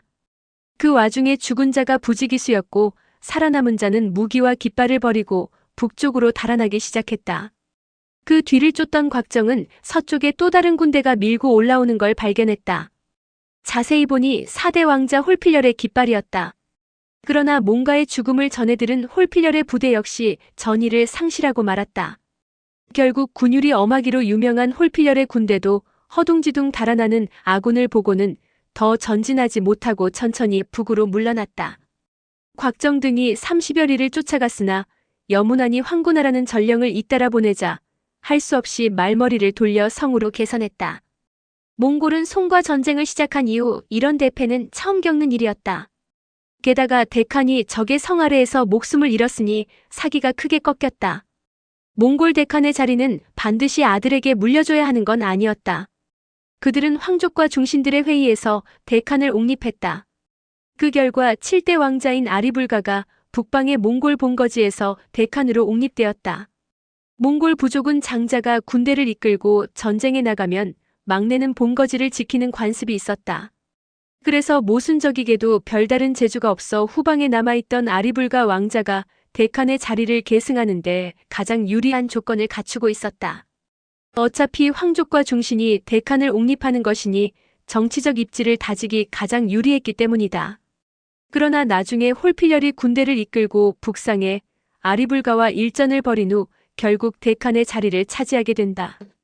그러나 그 내전으로 인해 한동안 몽골군은 송을 칠 여력이 없었다. 이로써 양양성도 평화를 지킬 수 있었다. 양양성은 몽골군이 다시 공격해오기까지 13년 동안 평화를 누렸다. 한편 곽정은 군사를 이끌고 양양성으로 돌아갔다. 안무사 여문안은 일찍부터 장수들을 거느리고 풍악을 올리며 곽정을 맞이했다. 백성도 성 밖까지 나와 음식과 술을 준비해 병사들의 노고를 위로했다. 곽정은 양과의 손을 잡고 백성들이 올리는 술을 권했다. 과야, 오늘 내가 아주 큰 공을 세웠구나. 세상에 이름을 날리는 건 물론이거니와 양양성의 군사들과 백성 모두가 너에게 감사할 것이다. 네가 또 양이와 재를 구해주었으니 나와 백 모두 그저 고마울 따름이다. 그 말에 양과는 가슴이 뭉클해졌다. 그는 20여 년 동안 마음속에 담아둔 말을 더 이상 참지 못하고 내뱉었다. 백부님, 어려서 백부님과 백모님께서 저를 거두어주지 않으셨다면 어찌 오늘이 있었겠습니까? 두 사람은 서로의 마음을 잘 알았다. 더 이상 아무 말 없이 세 잔의 술을 연달아 마셨다. 세상을 살아가는데 이런 즐거움만 있다면 더 무엇을 바라겠는가? 곽정과 양과가 손을 잡고 성 안으로 들어가자 백성들은 성이 떠나갈 듯 환호성을 울렸다. 20년 전 백부님은 이렇게 내 손을 잡고 종남산 중양궁에 데려다 주셨지. 이렇듯 나를 지극하게 생각해 주신 분이었는데 나는 그것도 모르고 함부로 날뛰고 전진교를 배반하기까지 했구나. 지금 생각해보면 말썽도 참 많이 부렸지. 만일 내가 잘못된 길로 빠졌다면 이렇게 다시 백부님 손을 잡고 입성하는 날도 없었을 거야. 이런 생각을 하니 양과의 두 눈에 눈물이 맺히는가 싶더니 볼을 타고 뜨겁게 흘러내렸다. 양양성은 기쁨으로 넘쳤다. 물론 부모나 형제가 전쟁 중에 목숨을 잃은 집도 있었지만 결국 적을 물리치고 성을 지켜냈으니 슬픔은 잠시 접어들 수 있었다. 그날 밤 안무사는 큰 잔치를 베풀어 전쟁을 승리로 이끈 영웅들을 대접했다. 성 안에 관리며 유지들이 줄을 이어 찾아와 곽정과 양과에게 술을 올렸다. 모두들 두 영웅의 공적과 무공을 칭송하느라 여념이 없었다. 술이 몇 순배 돌고 나자 곽정이 일어나 말했다. 과거 전진교 구도장과 강남 7괴의 7 스승님께서 저를 찾아 몽골로 오시지 않았다면, 또 홍칠공 사부님께서 절 단련시켜주지 않았다면 저 곽정이 어찌 이런 자리에 있을 수 있었겠습니까? 오늘 우리가 즐겁게 술을 마시고 있지만 가진학 사부님의 다른 사부님들은 모두 세상을 떠나셨습니다. 사부님들을 생각하니 가슴 한쪽이 허전해 매우 가슴이 아픕니다. 곽정의 말에 떠들썩하던 좌중이 일순 숙연해졌다. 몽골군이 물러나긴 했지만 언제 또다시 공격해올지 모릅니다. 모두들 양양성에서 좀 쉬시면서 적의 동정을 살펴보기로 합시다. 이후 적이 완전히 후퇴한 게 확인되면 저는 화산으로 가서 홍칠공 사부님의 묘를 살필 생각입니다. 그러자 양과가 일어나 말했다. 백부님, 저도 그 말씀을 드리고 싶던 참입니다. 우리 모두 함께 가는 게 어떤지요? 그 말에 1등 대사, 황약사, 주백통 등도 세상을 뜬 옛 친구가 그리워 선뜻 그러자고 나섰다. 그렇게 사람들은 늦은 밤까지 취하도록 마시고 또 마셨다. 시간은 흘러 청명절이 가까워질 무렵 척후병들이 돌아와 몽골 대군이 완전히 철수했다고 보고했다. 곽정등은 조용히 북문을 빠져나가 화산으로 향했다.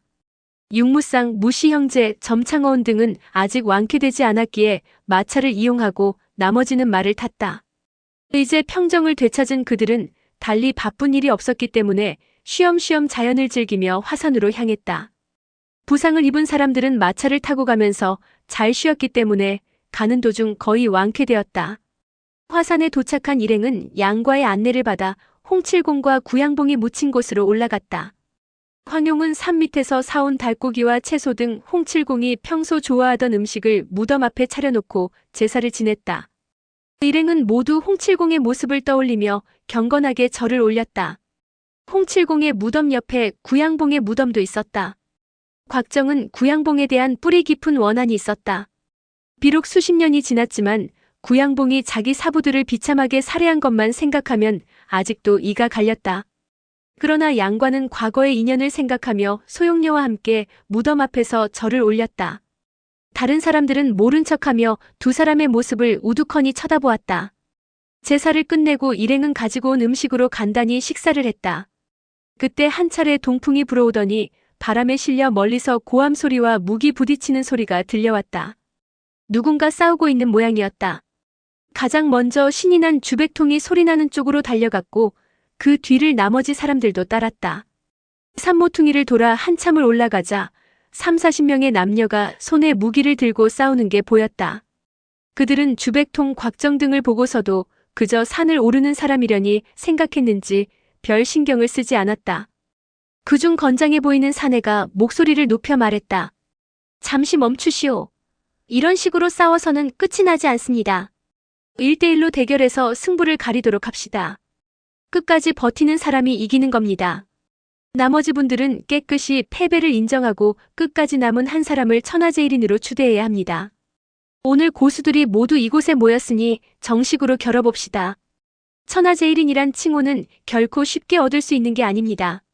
그러자 수염을 길게 기른 한 도인이 검을 휘두르며 말했다.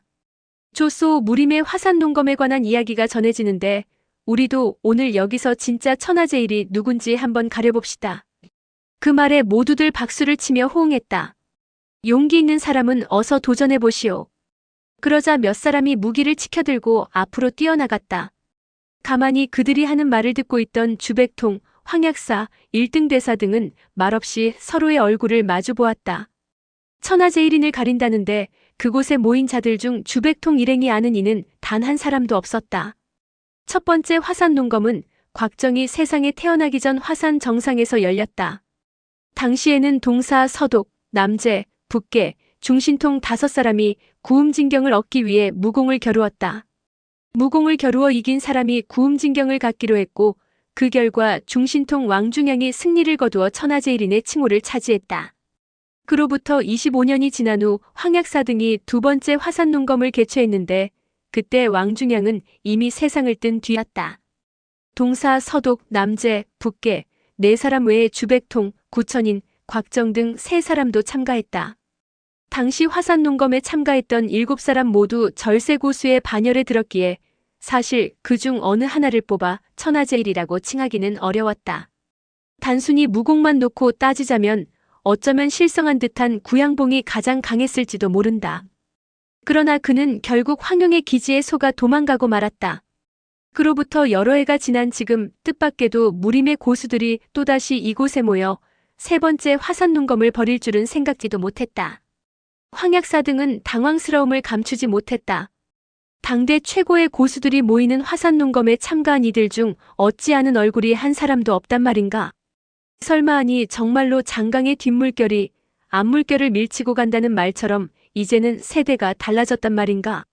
아니면 설마 자신들이 우물안 개구리가 되어 실력 있는 고수들을 전혀 알아보지 못한 것일까? 황약사 등이 생각에 잠겨 있을 때 그곳에 있던 사람들 중 6명이 앞으로 나서더니 2명씩 붙어 무공을 겨루기 시작했다. 그들이 싸우는 모습을 본 황약사, 주백통 등은 어이가 없어 웃음을 참지 못했다. 1등 대사처럼 수양이 깊은 사람도 웃음이 나와 견딜 수 없는 모양이었다. 결국 황약사, 주백통, 양과 황용은 큰 소리로 웃음을 터뜨리고 말았다. 자칭 천하제일인을 가리겠다는 사람들의 무공 실력이 그야말로 형편없었기 때문이다. 그들은 무시 형제나 곽가 자매보다도 훨씬 못한 실력이었다. 보아하니 강호에서 나름대로 큰 소리치며 살던 사람들이 어디서 화산농검 이야기를 듣고 흉내를 내는 모양이었다. 무공을 겨루던 6명은 주백통 등이 웃는 소리를 듣고 싸움을 멈추었다. 누가 감히 어르신들이 천하제일인을 가리는 자리에서 큰 소리로 웃는 것이냐? 못 모르는 것들 같으니. 이번만은 목숨을 살려줄 터이니 어서 썩 꺼지거라. 그 말에 양과가 한 걸음 앞으로 나섰다. 내가 다시 한번 웃어볼까 하오. 그러곤 미소를 한번 짓더니 고개를 들고 큰 소리로 웃기 시작했다. 그 소리에 산골짜기가 쩌렁쩌렁 울리고 바람이 휘몰아쳐 산에 있는 나무들이 흔들렸다. 엄청난 내공이 실린 웃음소리에 무공을 겨루던 무리들은 안색이 창백해지며 손발을 부들부들 떨었다. 뒤이어 하나둘 손에 들고 있던 무기를 땅에 내려놓고 귀를 막았다. 그러나 양과의 웃음소리는 계속되었다. 머리가 울려 고통스러워하던 사람들은 무기를 버려둔 채 걸음 하나를 살려라 하고 산을 내려가기 시작했다. 어떤 이들은 다리가 후들거려 넘어져서 땅바닥을 구르기도 했다. 그 모습을 보고 영고와 곽부 등은 웃느라 허리가 아파 말을 할 수가 없었다. 황약사가 한숨을 내쉬며 말했다. 세상을 속여 명예를 얻고자 하는 자가 많기는 하겠으나 화산 정상에서 저런 우물한 개구리들을 만나다니 쯧쯧쯧.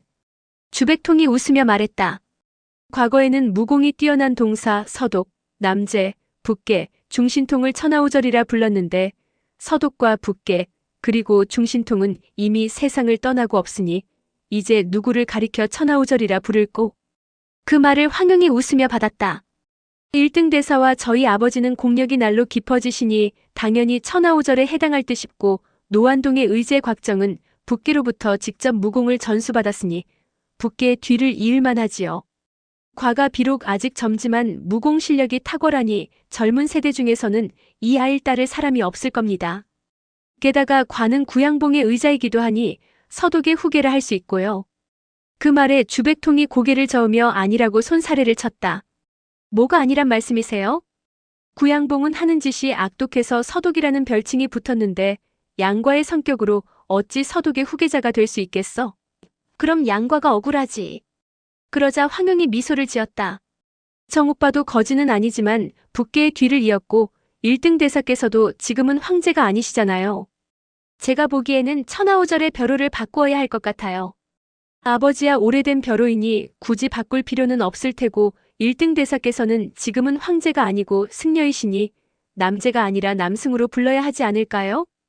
양과에게는 광자를 붙이는 게 어떨까요? 어울릴 것 같지 않아요? 황약사가 만족스러운 듯 말했다. 동사서광이라. 하나는 나이 들고 하나는 젊고 아주 잘 어울리는 한 쌍이구나. 양과가 손을 저으며 말했다. 전 아직 어리고 부족한 점이 많은데 어찌 하늘 같은 선배님들과 어깨를 나란히 하겠습니까? 황약사가 말했다. 아니지. 기왕 광자를 쓰기로 한 김에 그냥 미친 척하고 받아들이게. 게다가 자네는 명성으로 보나 무공으로 보나 이미 노안동을 넘어서지 않았나? 황약사는 딸이 일부러 주백통을 거론하지 않은 것을 알고 한술 더 떠서 주백통을 놀려주려는 것이었다. 양과도 두 사람의 의도를 눈치채고 소용렬을 바라보며 빙긋 웃었다. 주백통이 말했다. 어쨌든 서광이라는 이름은 마음에 드는군. 양과가 아무 말이 없자 주백통이 물었다. 남제 서독은 이름을 바꾸었는데 그럼 북계는? 북계는 뭐라고 바꾸지? 이번에는 주자류가 나섰다. 천하의 영웅호걸이 곽형을 곽대엽이라고 부르고 있습니다. 곽형께서는 수십 년 동안 양양성과 백성을 지키기 위해 몸을 바쳤습니다. 이는 결코 옛날 주가나 곽해 등보다 못하지 않습니다. 제 생각에는 곽형을 북협이라 부르면 어떨까 싶은데요. 그 말에 1등 대사 무삼통 등은 일제히 박수를 치며 고개를 끄덕였다. 황약사가 말했다. 동사 서광 남승 북협은 됐고 그럼 중앙의 중신통 뒤를 이을 사람은 누굴까요? 황약사가 주백통을 바라보며 계속 말을 이었다. 소용녀는 고묘파의 유일한 후계자입니다. 과거 임조영 여협은 무공이 탁월했고 그녀의 옥녀건법도 신출귀몰하여 중양 진인조차 쉽게 상대하지 못했지요. 만약 당시 임여협이 화산농검에 참석했더라면 천하오절이라는 이름이 어떻게 되었을지 알 수 없는 일 아니겠소? 어쩌면 중양 진인 또한 천하제일인의 존호를 차지하지 못했을지도 모르지요. 게다가 양과의 스승이 아니오. 제자가 천하오절에 꼽히는데 그 사부는 더 말해 무엇하겠소? 그러니 소용녀가 중앙을 차지하는 게 어떨까요? 그러자 소용녀가 미소를 지으며 말했다. 제가 어찌 감히 그런 칭호를 받겠습니까? 그 말에 황약사가 다시 말했다. 소용녀가 아니라면 용인은 어떻겠소? 무공이 최고라 말할 수는 없지만 지혜와 임기응변이 뛰어나서 적을 이기니 천하오절의 칭호를 받기에 충분할 것 같은데요. 황약사의 말에 주백통이 박수를 치며 웃었다. 옳소오라. 사실 난 황노산에 곽대여빈에 하는 것을 다 인정하고 싶지는 않지만 황용만큼은 찬성이야. 어찌나 영리하고 꾀가 많은지 이 노안동이 황용 앞에서는 꼼짝도 할 수 없다니까. 황용은 천하오절이 되기에 충분한 자격이 있어. 주백통의 뜻밖의 반응에 모두들 잠시 당황스러웠다. 사실 무공으로 따지면 주백통은 황약사나 1등 대사보다 훨씬 강했다. 본인들도 그 점을 잘 알고 있었지만 주백통을 놀려주려는 마음에 일부러 그의 이름을 거론하지 않았을 뿐이었다. 황약사 등은 그저 주백통이 화내는 모습을 보려 한 것인데 뜻밖의 그의 반응이 너무 천진난만했다. 그는 비록 천성이 무공을 좋아하기는 했지만 그것으로 명예를 얻고자 하는 욕심은 추호도 없었던 것이다. 황약사가 껄껄 웃으며 말했다. 노안동, 정말 대단하시구려. 나나 1등 대사도 명예를 헛된 것으로 여기지만 노안동은 마음을 완전히 비웠구려. 명예에 대한 생각 자체가 없는 사람이니 역시 우리보다 한 수위입니다. 동사, 서광, 남승, 북협, 중안동이 어떻습니까? 천하오절 중 노안동이 최고이십니다. 모두들 동사, 서광, 남승, 북협, 중안동이라는 말에 웃음을 참지 못하면서도 박수를 치며 환호했다. 참으로 적절하고도 재미있는 벼로가 아닌가. 한동안 즐거운 대화를 나눈 일행은 사방으로 흩어져 화산 곳곳의 절경을 감상했다. 양과와 소용녀 그리고 곽양은 옥녀봉 정상에 있는 옥녀사라는 작은 사당에 올랐다. 사당 중앙의 큰 돌 위 깊이 파인 곳에는 맑은 물이 고여 있었다. 세 사람은 옥녀봉의 풍경을 둘러보며 이야기를 나누었다. 그때 갑자기 소용녀가 입가에 손가락을 가져다 대며 말했다. 쉿, 누군가가 이쪽으로 오고 있어요. 양과는 그녀가 가리키는 곳을 바라보았다. 저만치 언덕 아래에서 두 사람이 땅을 기는 듯한 자세로 수풀을 헤치며 올라오고 있었다. 두 사람 모두 경공술이 매우 뛰어나 보였는데 행여 남의 눈에 띄일까봐 조심하는 기색이 역력했다. 양과가 목소리를 낮추어 말했다. 무공이 상당히 강한 사람들인 것 같은데 무슨 꿍꿍이인지 모르겠군요. 일단 숨어서 저자들이 무슨 짓을 하는지 살펴봅시다. 세 사람은 큰 나무와 바위 사이에 몸을 숨겼다. 한참이 지나자 발소리가 점점 가까워졌다. 날은 이미 어두워져 달빛이 희미하게 비치고 있었다. 언덕을 다 올라온 두 사람은 커다란 바위 뒤에 몸을 숨겼다. 한참이 지나자 그중 한 사람이 낮은 목소리로 속삭이듯 말했다. 소상형, 화산은 산세가 험하고 계곡이 깊어 몸을 숨길 만한 곳이 많아요. 며칠 동안 잘 숨어 있으면 그 중놈이 우릴 찾지 못할 겁니다. 찾다가 다른 곳으로 가버리면 그때 다시 서쪽으로 갑시다. 두 사람의 모습은 보이지 않았지만 목소리는 분명 윤국서였다. 그가 소상형이라 부르는 것으로 보아 다른 한 사람은 소상자인 모양이었다. 소상자의 스산한 목소리가 들렸다. 그렇게 간단한 일이 아니오. 만약 우리를 찾지 못하면 그자는 분명 산 밑에서 우릴 기다릴 것이오. 함부로 내려갔다가 잘못하면 그자의 손에 잡히게 될 것이오. 윤국서가 물었다. 역시 소상형은 생각이 깊으십니다. 그럼 어찌해야 할까요? 그 말에 소상자가 말했다. 이 산에는 절과 도관이 매우 많을 것이오. 그중 외지고 좀 낡은 곳을 골라 중이든 도사든 그 주인들을 없애버리고 우리가 그곳을 차지하는 게 좋겠어요. 그자는 우리가 그렇게 오랫동안 이 산에 머무르리라고는 생각하지 못할 겁니다. 산을 몇 차례 뒤지고 산 밑에서 몇 달 기다리다 보면 제풀에 지쳐 포기하겠지요. 그 말에 윤국선은 안심이 되는 듯 목소리를 높여 말했다. 좋은 생각입니다. 그러자 소상자가 깜짝 놀라며 윤국서를 다그쳤다. 조용히 하시오. 기쁜 나머지 조심해야 한다는 걸 깜빡했습니다. 두 사람은 더욱 목소리를 낮추어 속삭였다. 내공이 높은 양과조차 더 이상 그들의 이야기를 엿들을 수 없었다. 누군지는 모르나 저자들을 쫓고 있는 중이란 사람의 무공이 대단한가 보군. 황도주 1등 대사, 곽백부 등 몇 사람을 제외하고는 저자들을 상대할 수 있는 사람이 거의 없을 텐데 저들은 대체 누굴 저렇게 두려워하는 걸까? 그때 멀리서 곽부가 소리 높여 부르는 소리가 들렸다. 양 오빠, 언니, 양아, 어디 있어요? 식사하세요. 양과는 고개를 돌려 소용녀와 곽양을 바라보며 손을 저었다. 소리를 내지 말라는 뜻이었다. 곽부는 몇 차례 부르더니 더 이상 부르지 않았다. 그때 갑자기 산 중턱에서 누군가가 큰 소리로 외쳤다. 책을 빌려가서 돌려주지도 않고 도망가는 두 분, 어서 나오시지요.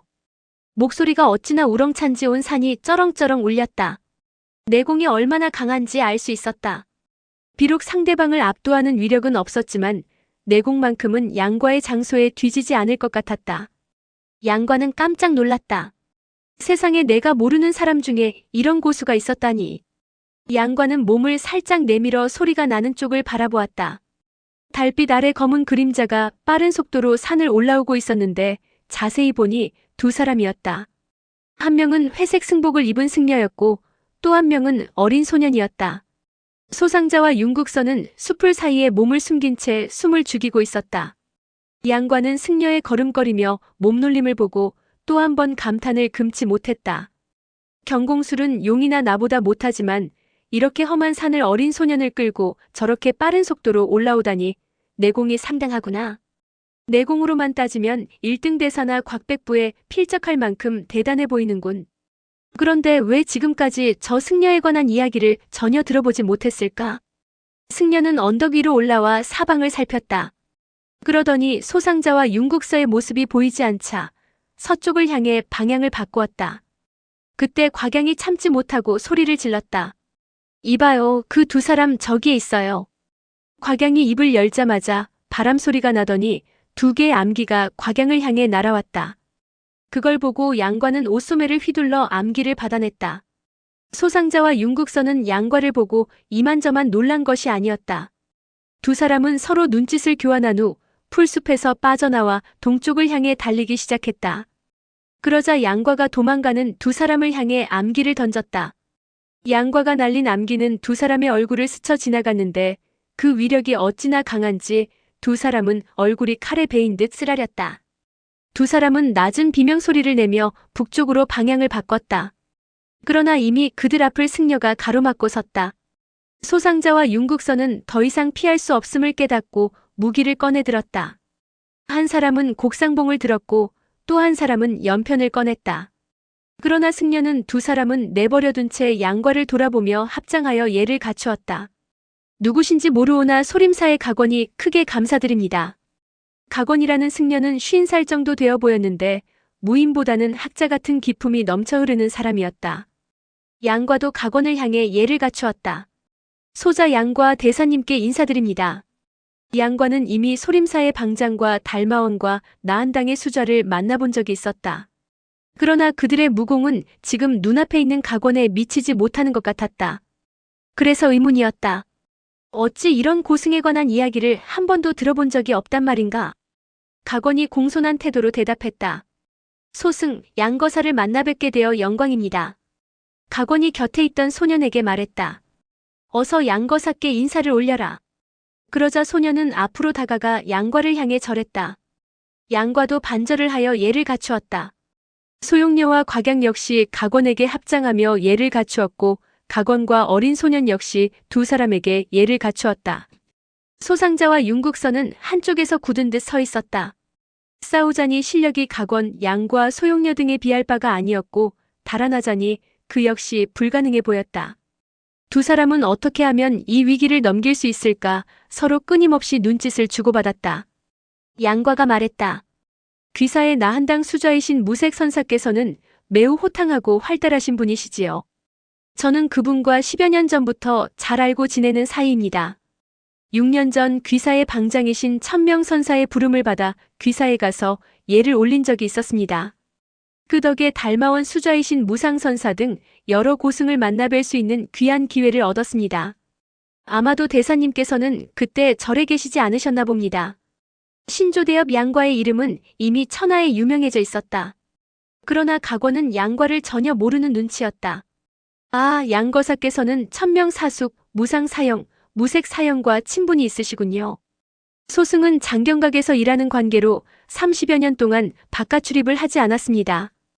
게다가 직책이 워낙 미천한지라 손님이 오셔도 감히 인사를 올리지 못했지요. 각원의 말을 양과는 이해할 수가 없었다. 무공이 이렇게 강한데 무림에 전혀 이름이 알려지지 않았을 뿐만 아니라 소림사 내에서도 잘 알려지지 않은 모양이군. 그게 아니라면 나와 친한 무색선사가 소림사에 이런 인물이 있다는 사실을 말하지 않을 까닭이 없지. 그때 황약사를 비롯한 다른 사람들이 도착했다. 조금 전 각원이 내공을 실어 소상자와 윤국서를 찾는 소리를 듣고 무슨 일인가 하여 달려왔다. 양과는 각원에게 한 사람씩 소개해 주었다. 황약사 1등 대사 주백통 곽정, 황용은 무림에서 수십 년 동안 이름을 날려온 사람들인지라 강호에서는 모르는 사람이 없다 해도 과언이 아니었다. 그러나 각원은 모두에게 예를 갖추어 공손히 인사를 하기는 했지만 그들 중 어느 한 사람도 모르는 듯 했다. 각원은 함께 있던 소년에게도 모두에게 인사하도록 시켰다. 인사를 마친 각원은 합장하며 소상자와 윤국서를 향해 말했다. 소승은 장경각을 책임지고 맡아서 관리하고 있습니다. 장경각에서 종이 한 장만 없어져도 곧 소승의 책임입니다. 두 분께서는 빌려가신 경서를 돌려주시면 감사하겠습니다. 사람들은 각원의 말을 듣고 소상자와 윤국서가 소림사 장경각에서 경서를 훔쳤다는 걸 알았다. 각원은 경서를 되찾기 위해 두 사람의 뒤를 쫓았던 것이다. 그런데도 각원은 경서를 훔친 두 사람을 대하는 태도가 예의 바르기 그지없었다. 윤국서가 이죽거리며 말했다. 뭔가 오해가 있으신 듯합니다. 저희 두 사람이 위기에 처했을 때 대사님께서 거두어 주셨으니 그 은혜가 하늘과도 같습니다. 그런데 저희가 어찌 대사님께 누가 되는 행동을 하겠습니까? 저희는 경서를 빌린 적도 없는데 안 돌려줬다고 오해하시어 여기까지 쫓아오시다니 참으로 억울합니다. 게다가 저희 두 사람은 불가의 제자도 아닌데 불경을 빌려 무엇에 쓰겠습니까? 윤국서는 원래 상인 출신이었기에 말솜씨가 좋았다. 잘 모르는 사람이 들으면 참으로 일리 있는 말 같았다. 그러나 양과 등은 윤국서와 소상자가 어떤 사람들인지 너무나 잘 알고 있었다. 그들이 훔친 경서는 결코 평범한 불경일 리 없었다. 틀림없이 소림사의 무공 비급이 틀림없을 것이다. 만약 양과였다면 긴 말 필요 없이 그 자리에서 두 사람을 때려 눕히고 몸을 뒤져 경서를 찾아내고 말았을 것이다. 그러나 각원은 여전히 침착하고 온화한 태도를 잃지 않고 모두를 바라보며 말했다. 소승이 이 일의 전말을 말씀드릴 터이니 여러분께서 판단을 해주십시오. 그러자 곽양이 참지 못하고 나섰다. 스님, 조금 전 저 두 사람이 저기 숨어서 스님이 자기들을 찾지 못하게 사람을 죽여 저를 차지하자고 했어요. 마음에 찔리는 게 없다면 무엇 때문에 사람을 죽이면서까지 스님을 피하려 했겠어요. 그 말에 각원이 소상자와 윤국서를 바라보며 말했다. 나무 아미타불 관세음보살. 두 분은 어찌 그런 악한 생각을 하셨습니까? 어서 참회하고 마음을 깨끗이 하십시오. 그 말에 사람들은 서로 얼굴을 바라보았다. 아무래도 각원은 세상 물정을 잘 모르는 사람 같았다. 그렇지 않고서야 어찌 소상자나 윤국서 같은 악인들에게 참회하고 마음을 깨끗이 하라는 등의 말을 할 수 있단 말인가? 지켜보던 황용 일행은 자신들도 모르게 웃음이 나왔다. 윤국서는 각원이 무공을 사용하지 않고 말로 해결하려는 걸 보고 다소 안심이 되었다. 좋습니다. 그럼 이분들께 판가름을 받도록 하지요. 어서 자초지종을 말씀드리세요. 각원이 고개를 끄덕였다. 여러분, 어느 날 소승이 장경각에서 경서를 뒤적이고 있는데 뒷산에서 싸우는 소리와 함께 살려달라고 외치는 소리가 들렸습니다. 소승이 얼른 뛰어나가서 보니 이 두 분이 땅바닥에 누운 채 몽골의 무관 4명에게 맞아 죽어가고 있었습니다. 그 모습을 차마 그냥 넘길 수가 없어 제가 나서서 몽골 무관들을 물러가게 한 후 부상을 입은 두 분을 부축해 장경각에서 잠시 쉬게 해드렸습니다. 두 분 제 말이 맞지요? 그러자 윤국서가 고개를 끄덕였다. 그랬지요. 그래서 저희가 대사님께 목숨을 구해주신 은혜를 어찌 갚아야 할지 모르겠다 하지 않았습니까? 그 말에 양과가 콧방귀를 뀌었다. 몽골 무관 4명에게 맞아 부상을 입었다니 말도 안 되는 소리. 당신들 무공이면 몽골 무관 40명이 덤빈다 해도 어림없는 소리지. 각원 대사께서 저들의 장난에 속아 넘어가셨군요. 각원이 말을 계속했다.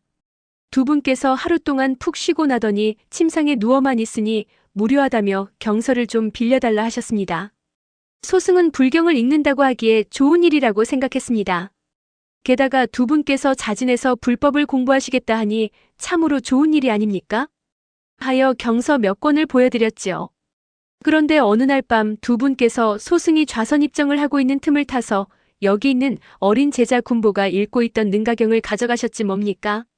말없이 가져가시는 건 결코 군자의 도가 아닙니다. 두 분께서는 어서 가져가신 경서를 돌려주십시오. 1등 대사는 불악의 조예가 깊었고 주자류도 사부님을 오랫동안 모셔왔기 때문에 꽤 많은 불경을 읽었다. 그랬기에 두 사람은 각원의 말을 듣고 조금 의아한 생각이 들었다. 소림사에서 경서를 훔쳤다기에 당연히 무공 비급인 줄 알았더니 뜻밖에도 훔친 경서가 능가경이었다니. 능가경은 비록 달마 조사께서 전해준 것이기는 하나 경서의 내용은 모두 열애부리 능가도에서 설법한 내용이 아닌가. 대승불법을 설파한 내용이어서 무공과는 아무런 관계도 없는데 저 두 사람은 무엇 때문에 그 책을 훔쳤을까? 게다가 능가경이라면 어디에서나 흔히 구할 수 있는데 각원은 왜 이 먼 길을 쫓아왔을까? 그때 각원이 말을 이었다. 이 4권의 능가경은 달마 조사께서 가져온 폐업경을 기록한 것입니다. 원본에 쓰인 천축문자를 글자 하나 바꾸지 않고 그대로 베낀 것이기에 매우 귀중한 자료입니다. 두 분께서는 가져가셔도 알아볼 수 없으실 테니 아무 소용없는 물건입니다. 하지만 저희 소림사로서는 대대로 전해지는 귀중한 책이니 어서 돌려주시지요. 황용 일행은 그제야 고개를 끄덕였다. 아, 달마 조사가 천축에서 가져온 폐업경을 기록한 것이었군요. 그렇다면 당연히 귀중한 책이겠군요. 그 말에 윤국서가 얄밉게 웃으며 말했다. 그러게 말입니다. 저희 두 사람은 천축문자를 알지도 못하는데 무엇 때문에 그 경서를 가져갔겠습니까? 비록 귀한 책이라고는 하나 팔아서 돈이 되는 것도 아니지 않습니까? 불가의 고승이라면 모를까 누가 그 책을 가지려 하겠습니까? 또 불가의 고승이라면 그렇게 귀한 책을 살 만한 돈이 없을 테고요. 윤국서가 번지르르하게 꾸며대는 말을 듣고 모두들 화가 났다. 그때 각원 옆에 있던 소년이 말했다. 사부님, 저들은 나쁜 사람들이에요. 저들의 몸을 뒤져서라도 경서를 찾아야 합니다. 그러나 각원은 고개를 내저으며 그건 안 된다고 했다. 군보야, 그건 예의에 어긋나는 일이란다. 소년의 이름은 장군보로 각원의 속가 제자였다. 모두들 각원의 말에 어이가 없었다. 가만히 이들의 대화를 듣고 있던 양과가 각원에게 물었다. 각원 대사님, 혹시 4권의 능가경에 특별한 것이 있습니까? 그 말에 각원이 잠시 생각에 잠겼다 입을 열었다. 출가한 몸으로 거짓말을 할 수는 없지요. 양거사께서 기왕에 그리 물으시니 사실대로 대답하겠습니다. 실은 능가경 사이에는 옛날 한 고인이 쓰신 또 한 권의 경서가 적혀 있습니다. 바로 구양진경이라는 책이지요. 구양진경이라는 말에 모두들 눈이 휘둥그레졌다. 능가경이라는 이름은 낯설었지만 구양진경이란 이름은 너무나 익숙했다. 황약사와 주백통, 곽정, 황용, 양과 소용녀 등은 모두 구음진경을 각기 익힌 바 있어서 구양진경이란 말을 듣고 더욱 놀랐다. 얼마나 많은 무리민들이 구음진경을 손에 넣기 위해 싸우다 목숨을 잃었던가. 결국 마지막에 천하오절이 화산에 모여 무공을 겨루었고 그 결과 무공이 가장 강했던 왕중양이 구음진경을 갖게 되었다. 그 후 황약사가 제자들을 모두 내쫓고 주백통이 도화도에 갇히고 구양봉이 미치고 단왕야가 출가해 승려가 된 것 등이 모두 구음진경과 관계가 있었다. 그런 상상을 초월하는 구음진경과 또 하나의 구양진경. 그 구양진경이 바로 이곳에 있다니 놀랍지 않을 수 없었다. 각원은 사람들의 반응을 전혀 눈치채지 못한 채 말을 이었다. 구양진경은 몸을 건강하게 만들고 근육을 단련시키며 뼈를 튼튼하게 하는 방법이 쓰여 있는 아주 훌륭한 책입니다. 소승은 책에 쓰인 대로 수십 년 동안 수련을 게을리하지 않았는데 그 결과 병 한 번 걸리지 않았습니다. 최근에는 간단한 걸 골라서 군보에게도 조금씩 가르치고 있었지요. 구양진경은 결국 형태를 갖춘 인간의 몸을 보양하는 방법에 지나지 않습니다. 인간의 몸이라는 건 결국 썩어 없어질 것이기에 경서에 적힌 내용이 비록 심오하고 오묘하다고는 하나 결국은 피상적이고 외면적인 학문에 불과하기에 잃어버려도 아까울 게 없습니다. 그러나 능가경은 다릅니다. 능가경의 원본은 조사님께서 직접 천축에서 가져오셨습니다. 그러니 중요하지 않을 수 없지요. 두 분께서는 천축 문자도 모르시니 가져가셔도 쓸모가 없으실 겁니다. 그러니 어서 돌려주시지요. 그의 말을 들은 양과는 그제야 왜 각원의 이름을 들어본 적이 없는지 알 것 같았다. 그랬었군.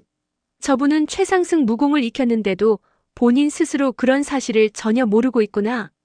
내가 직접 각원대사를 만나서 융통성 없고 고지식한 모습을 보지 않았더라면 저 말을 절대 믿지 않았을 것이다. 일부러 무공을 감추려 한다고 생각했겠지. 어쩐지 천명, 무색, 무상 등이 각원대사와 수십 년을 함께 기거했는데도 각원에 관해 잘 모르는 것도 무리가 아니었군. 그때 윤국서가 몸을 툭툭 털며 말했다. 보십시오. 나는 아무것도 없습니다. 제 몸 어디에 그 경서가 있다고 그러십니까? 그러자 소상자도 소매를 털어보였다. 저도 없습니다. 그러자 장군보가 앞으로 나서며 말했다. 그렇다면 제가 찾아보겠습니다. 그러면서 손을 내밀어 윤국서를 잡으려 했다. 윤국서는 왼손으로 장군보의 손목을 잡고 오른손으로 어깨를 가볍게 밀었다. 그러자 장군보는 그만 뒤로 곤두박질치고 말았다. 장군보가 넘어지자 각원이 구양진경의 구결을 읊으며 그럴 땐 어떻게 대응해야 하는지 가르쳐 주었다. 그 말을 들은 장군보가 벌떡 자리에서 일어나 또다시 윤국서를 향해 다가갔다.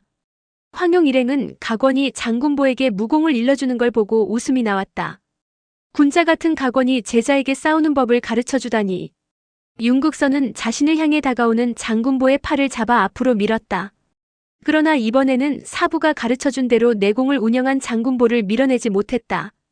윤국서는 아무리 자기가 큰 힘을 싣지 않았다 하더라도 어린 장군보가 밀리지 않자 당황했다.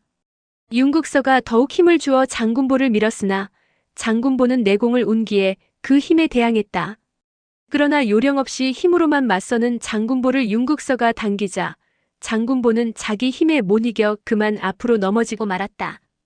윤국서가 웃으며 손을 뻗어 장군보를 부축하면서 자신에게 굳이 예를 갖출 필요 없다고 은근히 놀렸다. 그러자 장군보는 얼굴을 붉히며 각원의 곁으로 돌아가 어떻게 해야 하는지 물었다. 각원은 다시 장군보에게 대처법을 가르쳐 주었다. 장군보는 총명한 아이였기에 사부의 말을 듣자마자 금방 그 이치를 깨닫고는 다시 윤국서에게 다가갔다. 그러나 아무리 장군보가 총명하고 구양진경의 내공을 익혔다 하더라도 상대는 윤국서였다. 지금 이 자리에 있는 사람들이 천하오절이라 불리는 절세 고수들이 아니었다면 윤국서나 소상자가 어디 가서 이런 눈치를 보겠는가? 비록 윤국서가 다른 고수들을 자극하지 않기 위해 힘 조절을 한다고 하더라도 장군보가 이길 수 있는 상대가 아니었다. 장군보는 쓰러지면 다시 각원에게 와서 묻고는 다시 도전하기를 반복했다. 장군보는 비록 나이는 어렸지만 정신력이 강한 아이였다. 난 꼭 당신의 몸을 뒤져봐야겠어요. 장군보가 또다시 윤국서에게 다가가려 하자 양과가 손을 뻗어 장군보의 어깨를 잡았다. 친구 잠깐 기다리게. 장군보는 양과에게 어깨를 잡히자마자 온몸이 마비되는 것 같아 움직일 수가 없었다. 깜짝 놀라 뒤를 바라보니 양과가 낮은 소리로 귓속말을 했다. 맞기만 하고 반격을 하지 않으면 절대로 저자의 몸을 뒤질 수 없어. 내가 한 가지 초식을 가르쳐 줄 테니 잘 보게. 그러면서 장군보에게 초식 하나를 가르쳐 주었다. 장군보는 뛸 듯이 기뻤다. 양과가 가르쳐준 초식은 각원이 말로 전하는 구결보다 이해하기도 쉽고 기억하기도 쉬웠다. 장군보는 그대로 윤국서에게 다가가 양과가 가르쳐준 초식을 사용했다. 과연 가르쳐준 대로 하니 윤국서를 맞출 수 있었다. 윤국서는 장군보에게 몇 차례 공격을 당해보았기 때문에 그의 공격을 대수롭지 않게 여겼다. 그런데 막상 맞아보니 너무나 아팠다. 마치 뼛속까지 아픔이 전해지는 것 같았다. 윤국서는 통증을 견디지 못하고 전신을 부들부들 떨며 하마터면 허리를 숙일 뻔했다. 사실 장군보는 구양진경의 기본 무공을 익혔기 때문에 내공이 상당했다. 다만 그 힘을 제대로 사용할 줄 몰랐을 뿐이다. 윤국서는 놀랍기도 하고 창피하기도 해서 화가 머리끝까지 치밀었다. 장군보는 또다시 조금 전 사용한 초식으로 윤국서를 공격했다. 그러나 윤국서 같은 고수에게 같은 수법이 계속 통할 리 없었다. 윤국서는 그대로 장군보의 손목을 잡은 다음 오른손으로 일장을 날렸다. 장군보는 윤국서의 일장에 맞아 수장 밖으로 나가 떨어졌다. 장군보는 비록 내공은 강했지만 적을 맞아 싸우는 방법에 대해서는 알지 못하니 윤국서의 적수가 될 수는 없었다. 장군보는 턱을 바위에 찍어 피가 흐르는데도 전혀 기가 죽지 않았다. 그는 소매로 흐르는 피를 쓱쓱 문질러 닦은 후 양과에게 다가가 무릎을 꿇었다. 양거사, 초식 하나만 더 가르쳐 주십시오. 그 말에 양과가 웃으며 장군보를 일으켰다. 그러곤 장군보에게 3가지 초식을 가르쳐 주었다. 그 모습을 가만히 지켜보던 윤국서는 기분이 매우 나빴다. 아무리 자신을 낮추어 본다 해도 눈앞에서 무공초식을 가르치다니. 조금씩 그의 마음에 사리가 피어올랐다. 평생을 고수로서 남위에 군림하며 살아온 윤국서였다.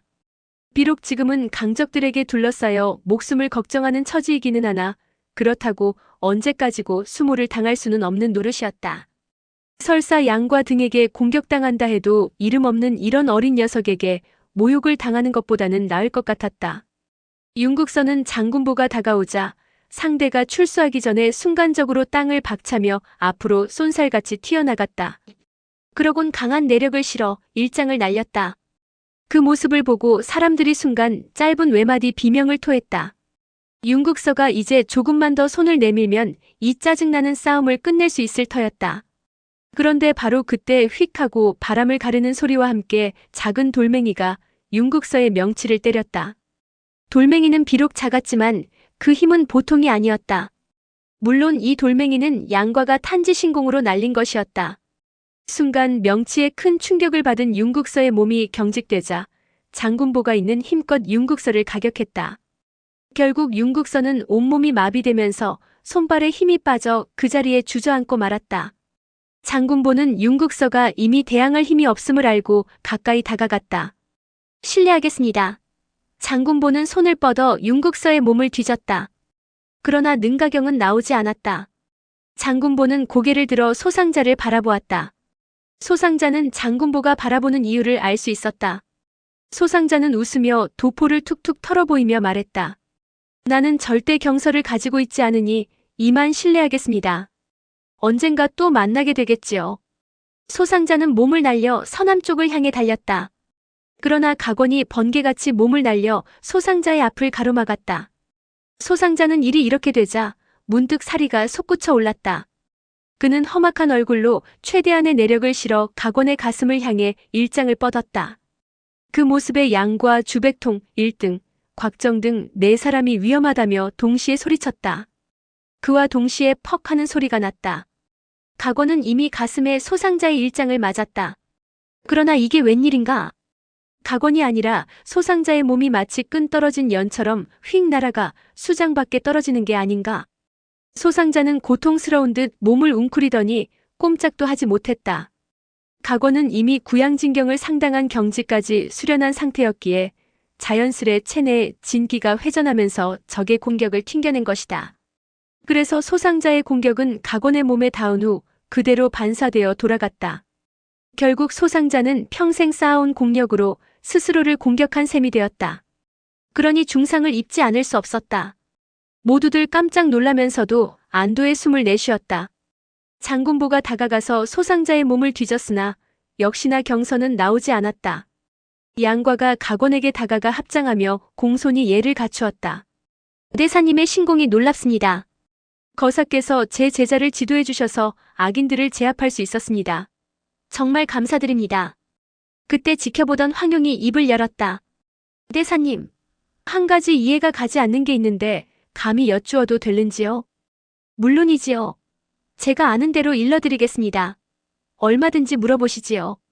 조금 전 대사님께서 네 권의 능가경 사이에 무학서인 구양진경이 쓰여 있다 하셨습니다. 달마 조사께서는 천축 사람이셨으니 책 역시 천축 법문으로 적혀 있을 테지요. 장군보야 대사님의 가르침을 받았으니 책을 읽을 수 있다 치지만 저자들은 책을 훔쳐봤자 법문을 모르니 헛수고가 아니겠습니까? 그 물음에 각원이 미소를 지었다. 구양진경은 중화 문자로 쓰여 있습니다.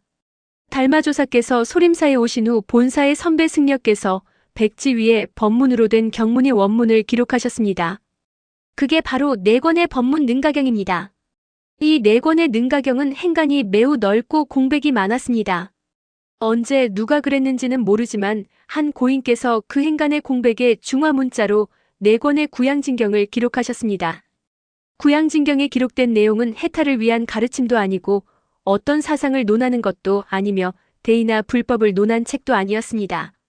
소승은 지도해주는 사람도 없고 그렇다고 감히 방장이나 본사의 고승들께 가르침을 청할 수도 없는 노릇이어서 하는 수 없이 있는 그대로 외우고 쓰인 대로 수련을 했습니다.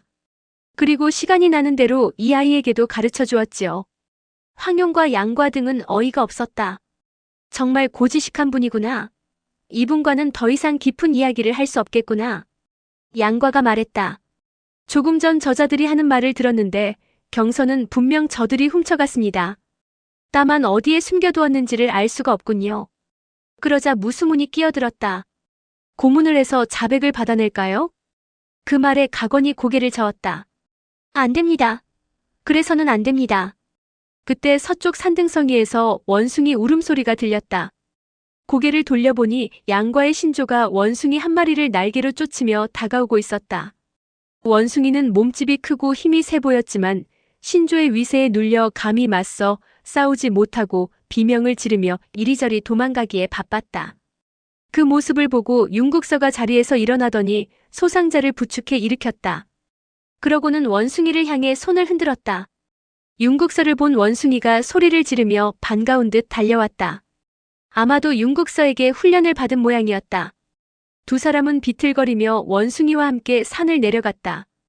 경서를 찾지 못했으나 현재 그들에게 없는 게 확실했기에 아무도 두 사람을 쫓아가려 하지 않았다.